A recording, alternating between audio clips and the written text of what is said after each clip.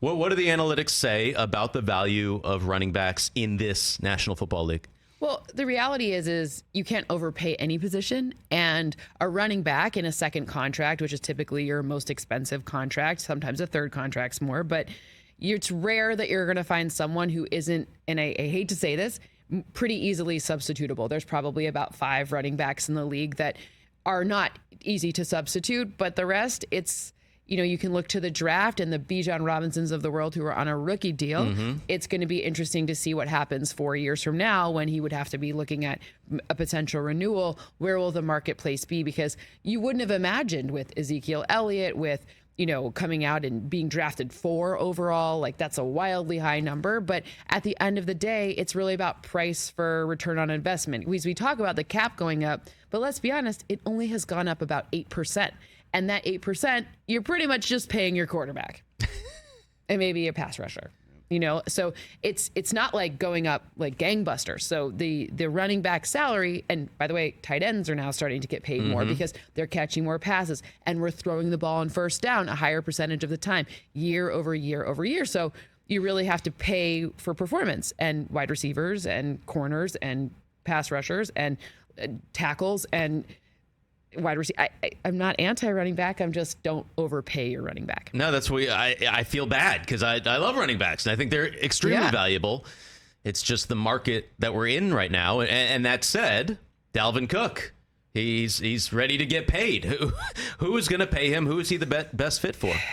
I think what you'll see is a deal that resembles more of what Austin Eckler got, because Eckler's actually enormously valuable, especially because he, knock on wood for him, seems to not get hurt, and the rest of the Chargers have some sort of injury plague that seems to happen on that team every year.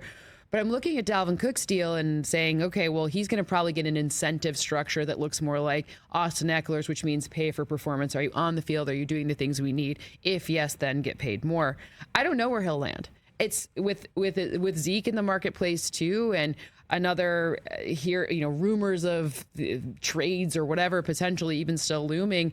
It's an interesting problem. I know it seems he wants to go to Miami given his Instagram situation, but I mean, I would want to too. No state income tax. It's a really nice weather situation, and you get to play your brother, I guess, when he plays the Bills, but.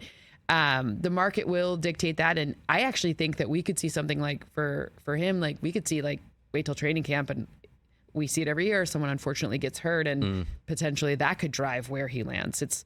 I don't think I don't think there's a ton of activity to try to land him at this point. I definitely always said believe what people put on social media. Always. So if Miami it is. You have to post that you work out. Otherwise, it didn't happen. It totally didn't happen. Right, exactly. I mean, come on. Like, we know that. I was in the gym, I swear. That said, with Dalvin Cook, is he one of those 5 guys that you would value more than Justin Tucker?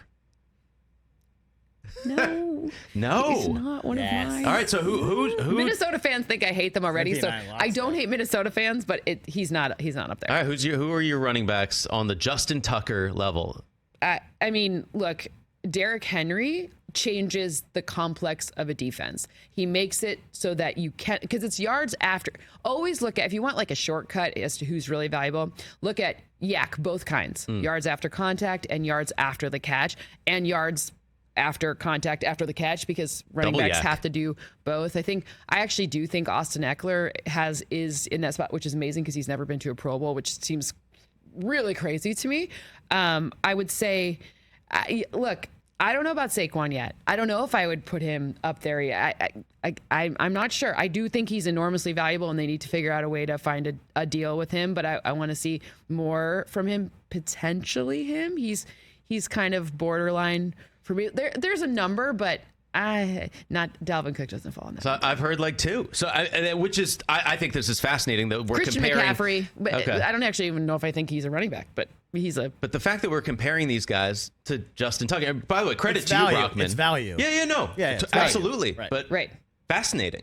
Right. Don't overpay him. Don't overpay him. Don't overpay. Right. It's not saying he's not valuable. It's saying don't overpay them. Them meaning anyone who's not. Yeah. It sounds crazy because these are huge numbers, but we have a cap and we have a Yeah. floor. Like these are the rules of our game. Like this is what you signed up for.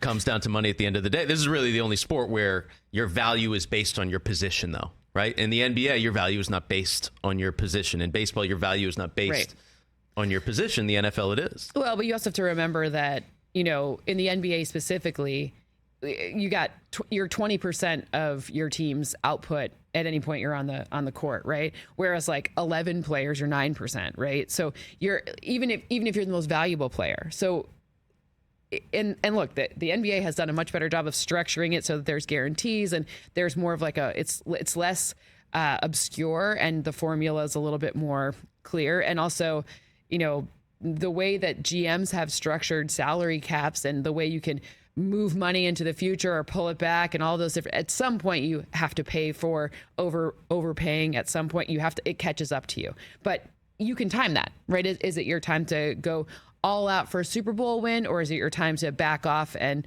kind of restock the shelves and get your cap in the right spot? Because escrow, all these things, like this stuff's all super confusing. If there weren't escrow and you didn't have to have all these rules, you would have already seen Joe Burrow get paid, because let's just be clear, every second that ticks off that clock, his price goes up, and that makes it harder to sign all the rest of the guys. So if you didn't have these rules and all like this crazy finance situation that we have, then it would look a lot different. Catch the Rich Eisen Show every single day on the Roku channel, 12 to 3 Eastern, for free.